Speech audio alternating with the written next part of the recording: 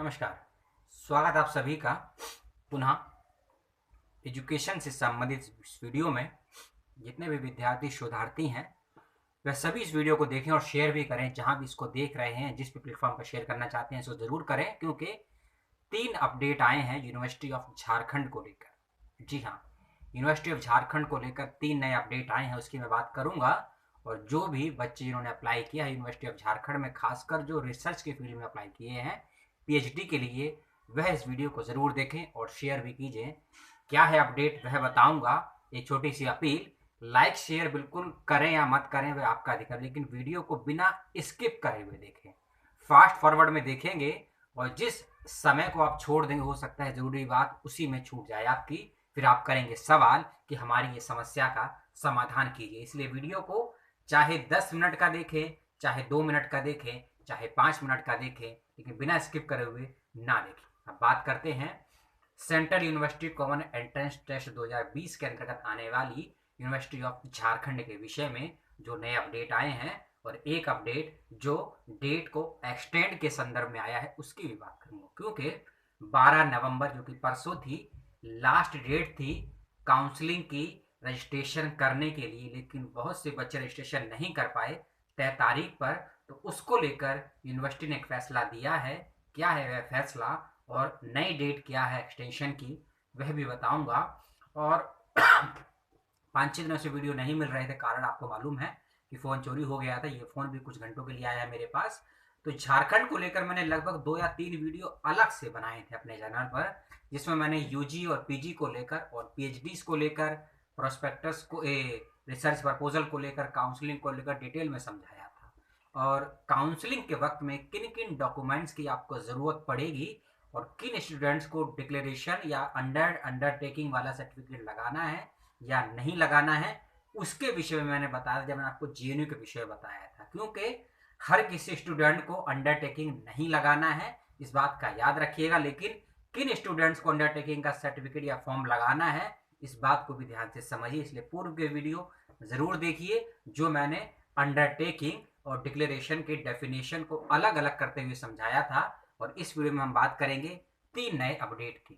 सबसे पहले हम जो अपडेट की बात करेंगे उसमें हम बात करेंगे कि बहुत बड़ी समस्या आ रही थी स्टूडेंट्स की कि मेरिट तो आपको मैंने बता दी थी कि 50% और 45% यदि आपके मार्क्स है तो आप क्वालिफाई हैं काउंसलिंग और इंटरव्यू के लिए, लेकिन आपके मार्क्स कितने आए हैं आपके सब्जेक्ट में, यह समस्या आ रही थी। तो यूनिवर्सिटी ऑफ झारखंड ने सभी पीएचडी पाठ्यक्रम में जिन बच्चों ने अप्लाई किया था उनके रैंकिंग वाइज कितना स्कोर आया है, उन सभी की लिस्ट जारी कर दी है अपनी वेबसाइट पर। आप जाइएगा, उसको देख लीजिएगा। ये सब्जेक्ट के मैं नाम बता देता हूँ, जिसका कोई सब्जेक्ट हो तो बता दीजिएगा मुझे, और सभी सब्जेक्ट नहीं बता पाऊंगा, बहुत लंबी चौड़ी सूची है। पहला सब्जेक्ट है travel studies, travel and customary law subject, transportation science and technology, Tibetan studies, public administration, political and international relation, physics, theatre arts, nano science and technology, music, mathematics, mass communication, life science, management, Hindi, Jio information, geography, environmental science, ये सब PhD के subject मैं आपको बता रहा हूँ। English है, energy engineering subject, education, economics, computer science and technology, commerce, chemistry, और लास्ट में water engineering and management studies. इन सभी स्टूडेंट्स कोर्स के लिए आपने जो अप्लाई किया था, आपके नाम, roll number wise, gender, category और कितना आपने किया है टोटल स्कोर, वह सभी आपको दिया हुआ है। चाहे आपके 50 नंबर आए हों, चाहे आपके 85 नंबर आए हों, लिस्ट में अपना चेक कर लीजिए। और जिन भी स्टूडेंट्स के मेरिट के अकॉर्डिंग नंबर बन रहे हैं, वह सभी बच्चे काउंसलिंग के लिए आवेदन कर दें। इस बात का विशेष ध्यान रखें, क्योंकि हर सब्जेक्ट के अलग अलग लिस्ट आई। याद रखिए, जो मैंने आपको नाम बताए हैं सब्जेक्ट के, सब सब्जेक्ट का लिंक मैं नहीं दे सकता था, लेकिन ये सभी लिंक आपको एक जगह कहाँ मिल सकते हैं, उसका मैंने पीडीएफ फाइल का लिंक या वेबसाइट का लिंक नीचे दिया है, उसको देख लीजिएगा। जैसा कि मैंने बताया, चाहे आपके 10 नंबर आए हैं, चाहे आपके 100 नंबर आए हैं, चाहे आपके 80 नंबर आए हैं, अपना स्कोर कार्ड देख लीजिएगा। और मेरिट में यदि आप क्वालिफाई होते हैं तो काउंसलिंग के लिए रजिस्ट्रेशन कर दीजिएगा। डेट को बढ़ा दिया गया है रजिस्ट्रेशन की, वह मैं आपको बताऊंगा कुछ मिनटों के बाद। और साथ ही साथ जो बच्चे डिसेबल कैटेगरी से हैं या डिफेंस कैटेगरी से हैं उनके भी स्कोर कार्ड दिए गए हैं। जैसे कि मैंने आपको बताया कि यदि आपके मार्क्स मेरिट के अकॉर्डिंग क्वालिफाई होते हैं तब ही काउंसलिंग या रजिस्ट्रेशन के लिए अप्लाई कीजिएगा। ऐसा ना हो कि आपका स्कोर रह गया है 30 या 40 लेकिन आप मेरिट के लिए क्वालिफाई नहीं हुए हैं, तब यदि आपने काउंसलिंग के लिए कर दिया रजिस्ट्रेशन तो आपको इंटरव्यू के लिए ना ही कॉल आएगा ना ही मेल आएगा और आपका पैसा और समय दोनों ही खराब होगा। इसीलिए इस बात का विशेष रूप से ध्यान रखिएगा। चाहे किसी भी यूनिवर्सिटी से संबंध रखते हो, ना कि central university, common entrance test से, झारखंड से, जेएनयू से, डीयू से, जामिया से, इग्नू से या बीएचयू से, इलाहाबाद की आने वाली है, इंदिरा गांधी की भी आने वाली है, जिस किसी भी यूनिवर्सिटी से आप संबंध रखते हैं, यदि आप क्वालिफाई हुए हैं प्रवेश परीक्षाओं में तभी आप रजिस्ट्रेशन कीजिएगा काउंसलिंग के लिए या इंटरव्यू के लिए। इस बात का ध्यान रखिएगा, नहीं तो आपको नुकसान उठाना पड़ेगा। दूसरी जो अपडेट आई है वह आई है एग्जामिनेटेड स्टूडेंट्स के लिए क्योंकि university of Haryana, university of Punjab, university of Gujarat, Jawaharlal Nehru विश्वविद्यालय और बीएचयू कह रहा हूँ इंदिरा गांधी में, इसमें कुछ स्टूडेंट्स को एग्जामिनेटेड किया गया था और उनको प्रवेश परीक्षा से छूट मिली थी। लेकिन SUSET में बहुत से बच्चों के सवाल आ रहे थे कि हमको मालूम नहीं चल रहा है कि हम तो फॉर्म भरते वक्त अप्लाई किए थे कि हम एग्जामिनेटेड हैं, कुछ बच्चों का नेट था, कुछ का एमफिल था, कुछ का JR था, लेकिन हमको कोई लिस्ट प्राप्त नहीं हुई है, कोई नाम प्राप्त नहीं हुआ है कि हम काउंसलिंग के लिए भरें या ना भरें। तो 3 चीज आप सुन लीजिए, आपने प्रवेश परीक्षा दी हो या आप एग्जामिनेटेड हो, दोनों ही परिस्थितियों में दोनों ही कैटेगरी के स्टूडेंट्स को काउंसलिंग के लिए रजिस्ट्रेशन फॉर्म भरना है। दिस इज अ मैंडेटरी, 100% भरना है, पहली चीज। दूसरी चीज, जिन वजह से जिस आधार से आप एग्जामिनेटेड है उसका प्रूफ आपको लगाना होगा काउंसलिंग के लिए के दौरान भी, इंटरव्यू के दौरान भी और एडमिशन के दौरान भी। यदि आप एग्जामिनेटेड का प्रूफ नहीं लगाएंगे क्योंकि आपने एंट्रेंस तो दिया नहीं है, तो आपके साक्षात्कार और इंटरव्यू का आधार एग्जामिनेटेड है। एग्जामिनेटेड का प्रूफ की वैल्यू समझिएगा। और तीसरी चीज यह है, फिर से वही सभी सब्जेक्ट, लगभग 16 से 17 सब्जेक्ट है, किस सब्जेक्ट में किस बच्चे को एग्जामिनेटेड किया गया है उसकी भी लिस्ट आ चुकी है और ये सभी लिस्ट एक PDF फाइल या वेबसाइट पर देना मुश्किल था, इसलिए मैंने एक लिंक दिया है, नीचे लिख दिया है, एग्जामिनेटेड कैटेगरी स्टूडेंट की लिस्ट है, उसको अपने सब्जेक्ट के अकॉर्डिंग आप चेक कर लीजिएगा और लिस्ट को देख लीजिएगा। इस लिस्ट में एक चीज विशेष रूप से दी गई है, उसको समझ लीजिए कि आपको किस आधार पर एग्जामिनेटेड किया गया है। इस चीज को समझिए कि आप किस आधार पर एग्जामिनेटेड है, वह इसमें मेंशन है। क्योंकि बहुत से बच्चों के ये भी सवाल आए थे वीडियोस के नीचे कमेंट बॉक्स में कि हमको ये याद नहीं आ रहा है कि हम MPhil के कोर्स वर्क पे एग्जामिनेटेड हैं या नेट या JRF क्वालिफाई होने पे एग्जामिनेटेड है, या हम गेट पे, यानी कि गेट एग्जाम होता है और एक क्लैड होता है या स्लेट होता है, उसके आधार पर एग्जामिनेटेड है।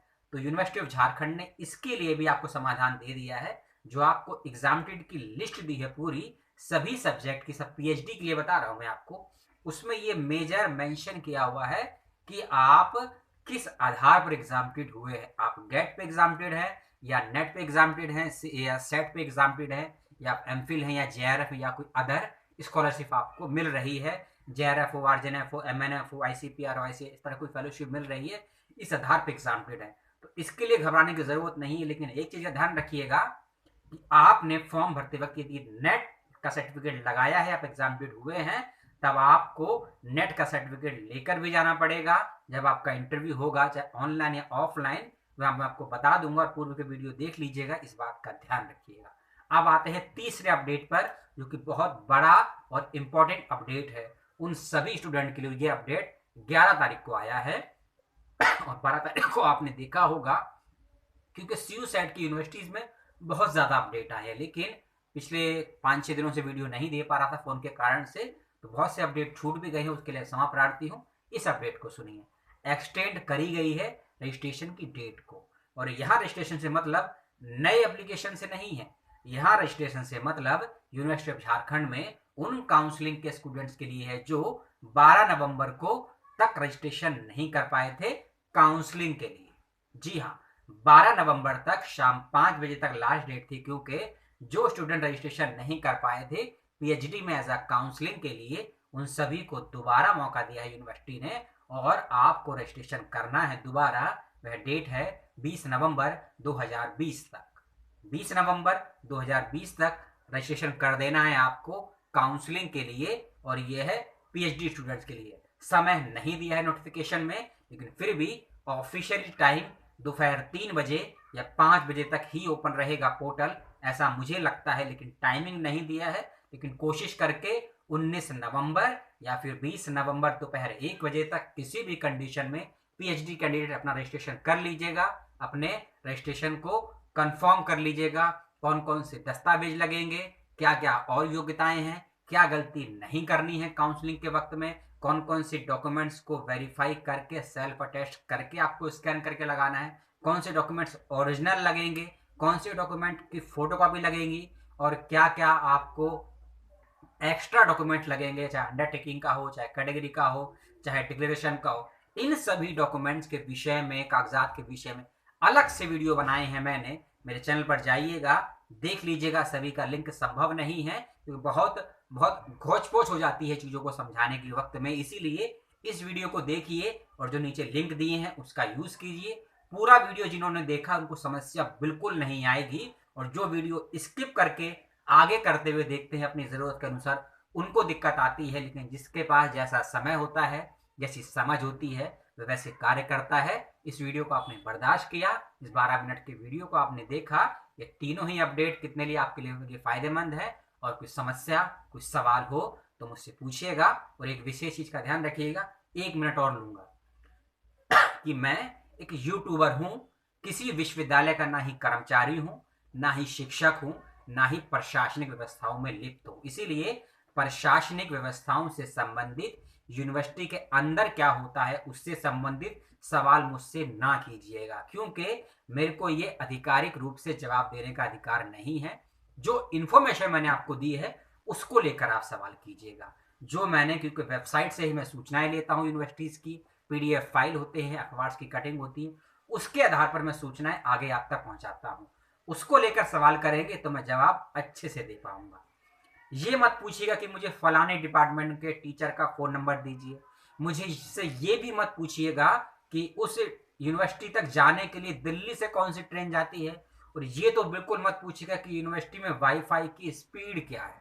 ऐसे सवाल सुनकर हंसी भी आती है, और आप भी जब सुन रहे होंगे और देख रहे होंगे तो आपको भी सोचना होगा कि कैसे सवाल करने चाहिए और किस प्रकार की मैं इन्फॉर्मेशन आपको दे रहा हूँ।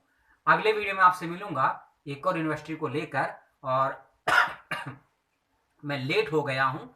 कल ही थी लास्ट डेट जैन विश्व भारती यूनिवर्सिटी लाडनू राजस्थान की पीएचडी के फॉर्म को आवेदन करने के लिए। यही होता है नुकसान फोन के ना होने से। आपको समय पर वीडियो नहीं दे पाया, उसके लिए हूँ क्षमा प्रार्थी। बहुत बार अपील की मैंने 10 वीडियो में कि मुझे आर्थिक सहयोग दीजिए कि मैं फ़ोन ले सकूं, सेकेंड हैंड फ़ोन ले सकूं वीडियो शूट करने से। इसीलिए उस यूनिवर्सिटी का अपडेट नहीं आप दे पाया।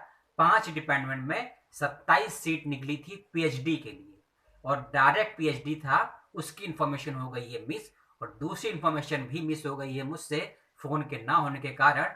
महर्षि दयानंद यूनिवर्सिटी के भी पीएचडी के फॉर्म की, इसकी जानकारी मैं आपको नहीं दे पाया हूँ। आपके पास वेबसाइट है, इंटरनेट है, तो सर्च कीजिए, फॉर्म को भरिए। उसकी डेट अभी है एमडीयू विश्वविद्यालय की, जहां मैं अभी हूं।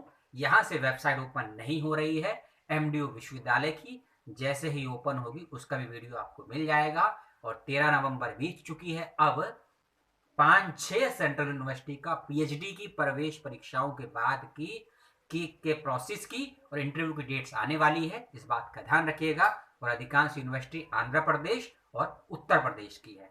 तो इस वीडियो में मैंने यूनिवर्सिटी ऑफ झारखंड की बात की, 3 नए अपडेट की बात की, कुछ अलग से इंफॉर्मेशन देने की बात की, क्योंकि इंफॉर्मेशन जैसे ही माइंड में आती है मैं उसी वीडियो में इंक्लूड कर देता हूं। तो जो जानकारी आपको सबसे ज़्यादा अच्छी लगी हो कमेंट बॉक्स में ज़रूर बताइएगा। किसी यूनिवर्सिटी के विषय में कुछ जानना चाहते हो, यूनिवर्सिटी के बारे में नहीं, एडमिशन प्रोसेस के बारे में, कोर्स के बारे में, तो मुझसे ज़रूर सवाल कीजिएगा, अच्छा लगेगा। और फालतू सवाल मत कीजिएगा। फिजिकल डिस्टेंसिंग के साथ त्योहारों को मनाइएगा, सोशल नहीं, फिजिकल डिस्टेंसिंग के साथ त्योहारों को मनाइएगा। ऐसा ना हो सोशल डिस्टेंसिंग का तो पालन आप और मैं कर ही रहे हैं, इंटरनेट के माध्यम से, लेकिन फिजिकल डिस्टेंसिंग को यदि भंग करेंगे तो त्यौहार आपके लिए 13वीं का कारण ना बन जाए। इस बात का ध्यान रखिए, ऐसा ना हो आपके चौथे में, आपकी 13वीं में किसी को शरीक होना पड़े। तो अपना ख्याल रखिए, अपनों का ख्याल रखिए। त्योहारों की शुभकामनाएं। अपनी आस्तिकता के साथ, अपनी निजता के साथ त्योहारों को मनाइए। काउंसलिंग के लिए करिए रजिस्ट्रेशन। जो डेट बड़ी है, नया मौका मिला है, 20 नवंबर 2020 तक। लेता हूं विदा। नमस्कार, जय हिंद और जय भारत। सलाम।